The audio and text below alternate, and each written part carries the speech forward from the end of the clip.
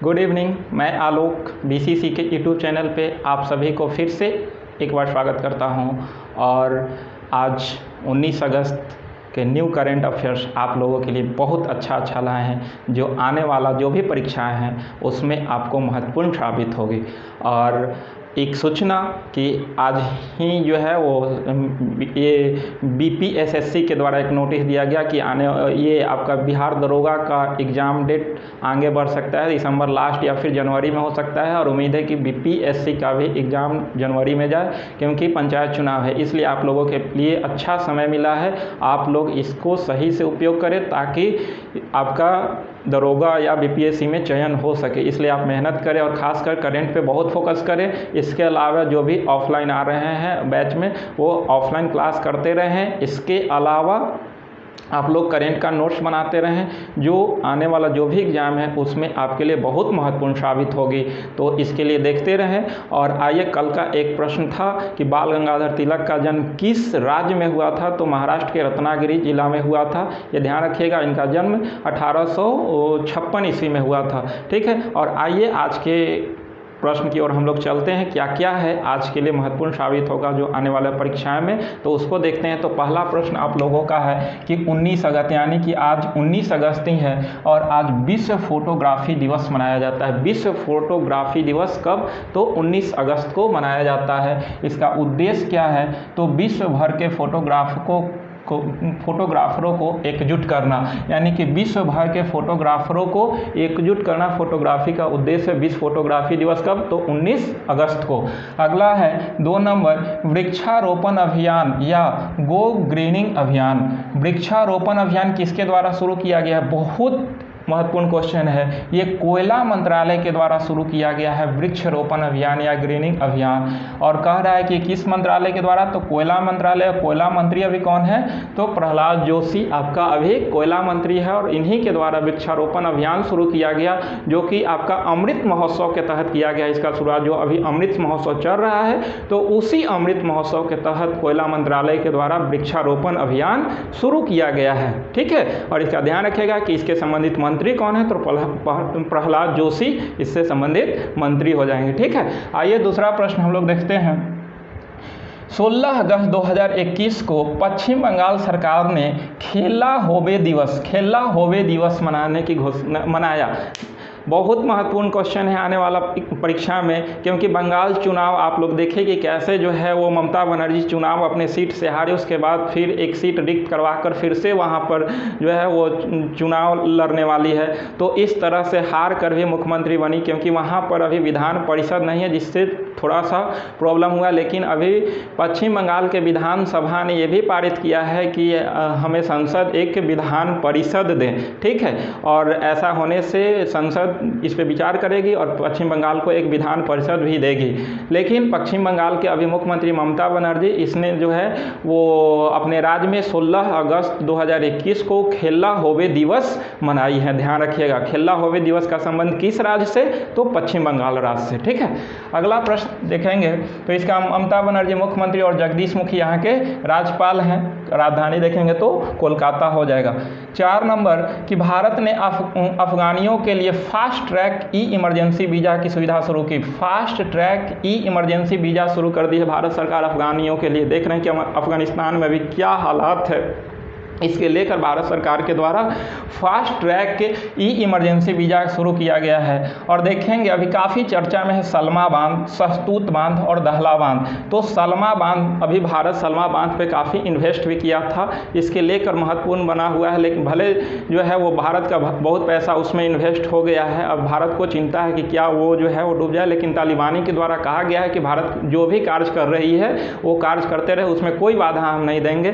तो इसलिए सलमा बांध चर्चित है। और आपको जो है वो देखे थे कल पंजशीर घाटी में जो है ये सब आपका सहतूत बांध और दहला बांध उसी के आसपास हैं, तो इसलिए काफ़ी चर्चा है। आज तक पंजशीर घाटी में कभी भी तालिबानी कब्जा नहीं कर पाए हैं। और आइए अफ़गानिस्तान से संबंधित कुछ बिंदु है उसको हम लोग देखते हैं। तो कह रहा है कि अफ़गानिस्तान की स्वतंत्रता दिवस 19 अगस्त को मनाया जाता है। समझिए कि 19 अगस्त है और आज ही के दिन अफ़गानिस्तान स्वतंत्रता दिवस मनाता था, जैसे हम लोग 15 अगस्त को स्वतंत्रता दिवस मनाते हैं और काफ़ी खुशी और उत्साह का दिन होता है। उसी तरह 19 अगस्त को अफ़गानिस्तान का भी स्वतंत्रता दिवस रहता है, लेकिन इस बार ऐसा नहीं हुआ। वहाँ के लोगों का समझिए कि अभी क्या हालात है।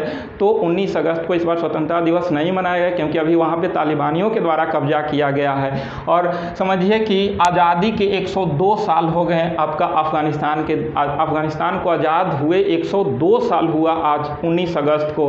क्योंकि आपको पता होगा कि 1919 ईस्वी में तीसरी आंग्लो अफ़गान युद्ध में स्वतंत्रता इसको मिली थी। कब? तो 1919 ईस्वी में अफ़गानिस्तान को स्वतंत्रता मिली थी और 1919 के बाद आज 2021 में 102 साल इसको आज़ादी का हुआ और तालिबान यहाँ पे कब्जा किए।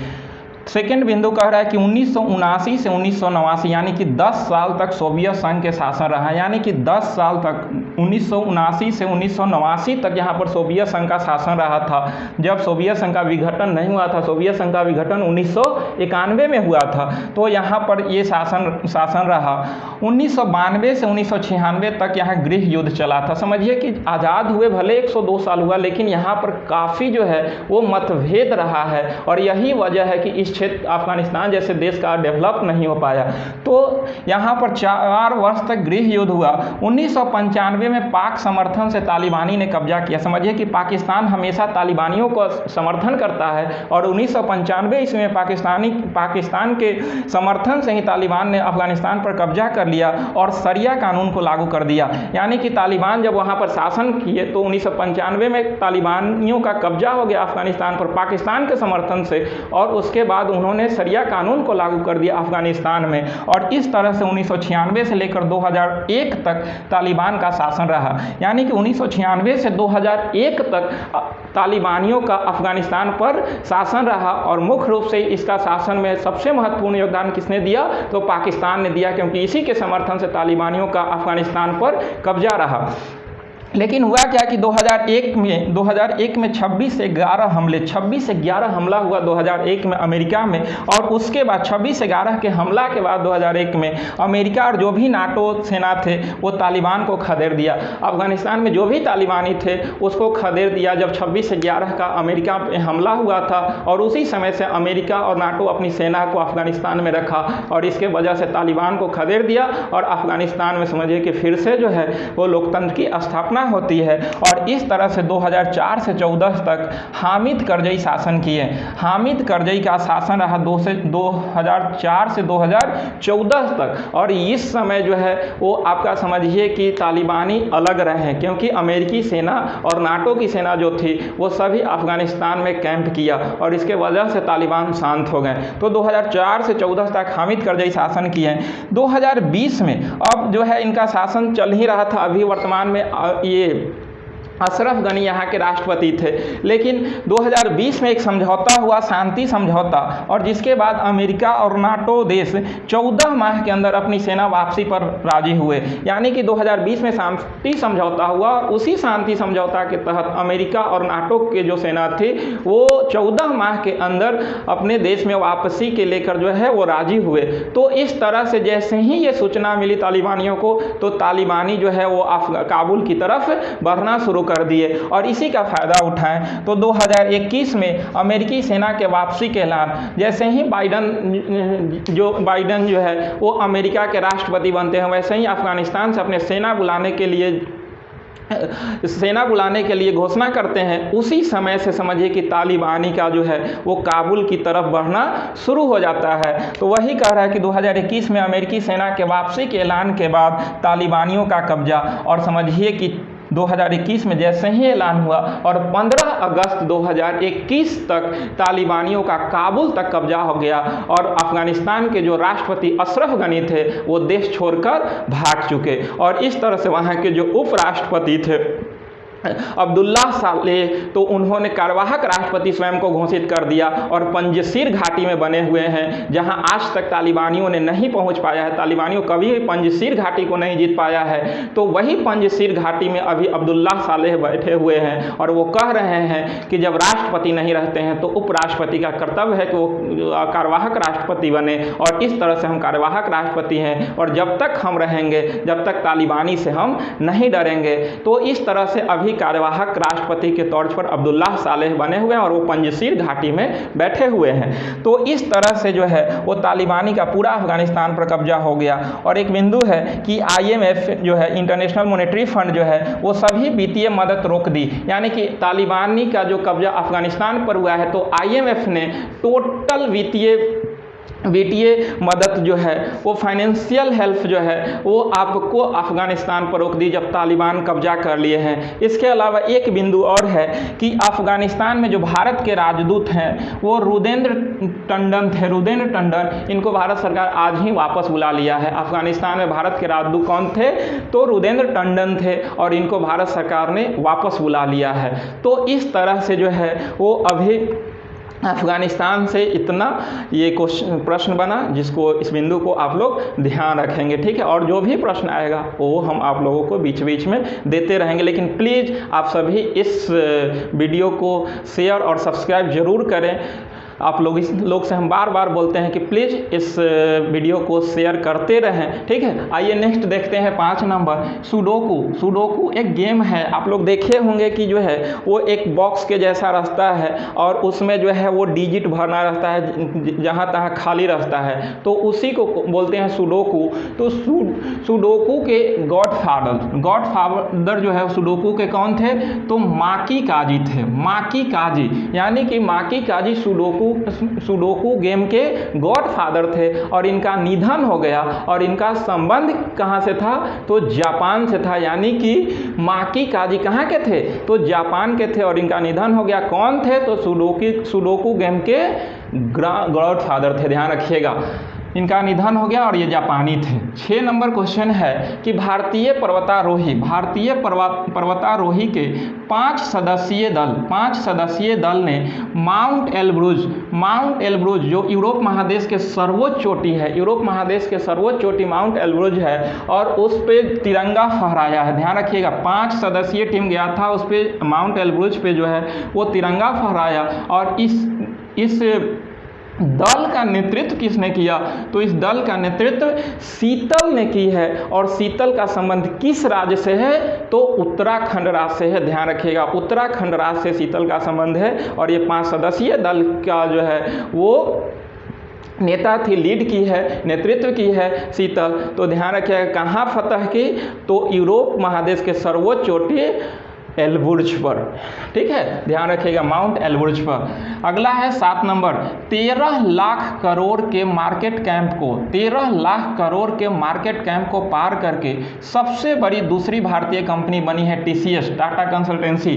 तो TCS जो है वो आपका सबसे बड़ी दूसरी भारतीय कंपनी बनी है। ध्यान रखिएगा, दूसरी सबसे बड़ी, और पहली जो है वो आपका रिलायंस इंडस्ट्रीज, मुकेश अंबानी की कंपनी बनी हुई है। ध्यान रखिएगा, तो दूसरी सबसे बड़ी कंपनी कौन बनी? तो TCS बनी है। और पहला कौन है? तो रिलायंस इंडस्ट्रीज है। अगला हम लोग देखते हैं 8 नंबर कि भारतीय नौसेना ब्रिटेन के नौसेना के साथ, यानी कि भारतीय नौसेना और ब्रिटेन की नौसेना एक्सरसाइज कोंकण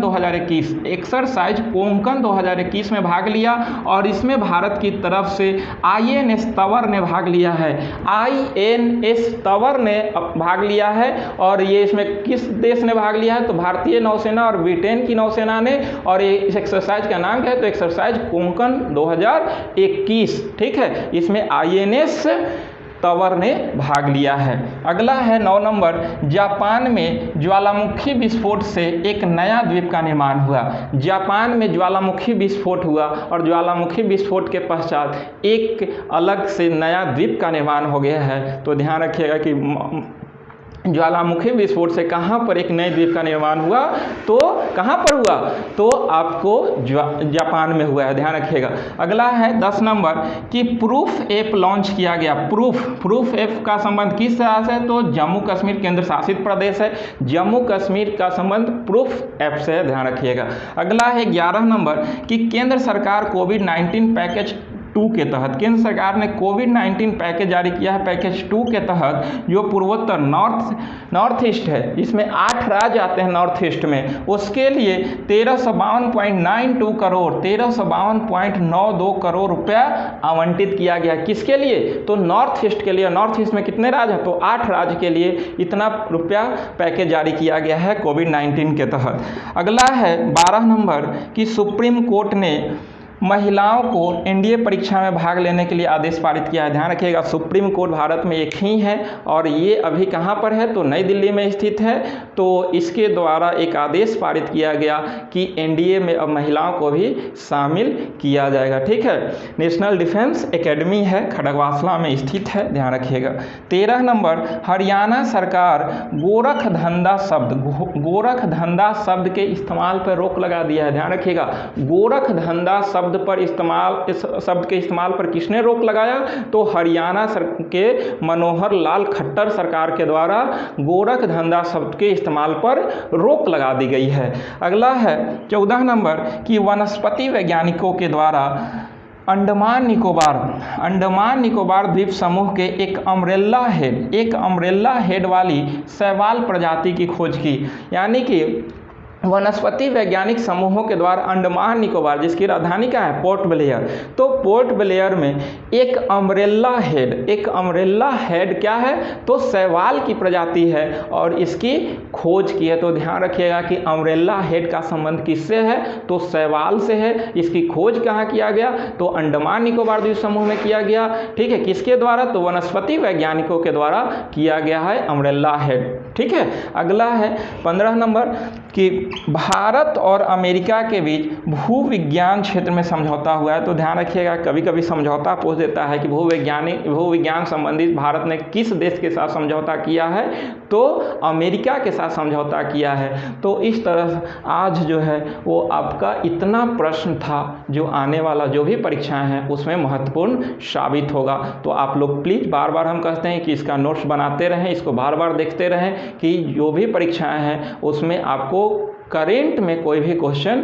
ना छूटे। इसलिए इसको बार बार आप लोग देखते रहें, ताकि क्योंकि करेंट आने वाला जो भी एग्ज़ाम है उसमें बहुत महत्वपूर्ण साबित होगा, चाहे रेलवे एनटीपीसी मेंस हो, ग्रुप डी हो, आपका बीपीएससी हो, बिहार एसएससी हो, फिर जो है वो आपका बीपीएसएससी हो, बिहार दरोगा हो, कोई भी एग्ज़ाम हो, एसएससी जीडी हो, सब में ये महत्वपूर्ण साबित होगा। इसलिए आप इसको बार बार देखते रहें, नोट्स बनाते रहें, मेहनत करते रहें, आपकी सफलता सुनिश्चित होगी। ठीक है, तो आपको फिर से मैं एक बार कहूँगा कि प्लीज़ आप सभी इस वीडियो को लाइक, सब्सक्राइब और प्लीज़ शेयर करें। ठीक है, चलिए आज एक क्वेश्चन, हाँ कल के लिए एक क्वेश्चन आपका है कि एक क्वेश्चन है कि एन एक्टर्स जर्नी किसकी बायोग्राफी है। इसका उत्तर आपको बताना है। एन एक्टर्स जर्नी किसकी आत्मकथा है, एन एक्टर्स जर्नी किसकी आत्मकथा है, इसका उत्तर आप सभी कमेंट बॉक्स में देंगे। ठीक है, तो आज यहीं तक, फिर मिलते हैं हम लोग कल। ठीक है, बहुत बहुत धन्यवाद आप सभी को।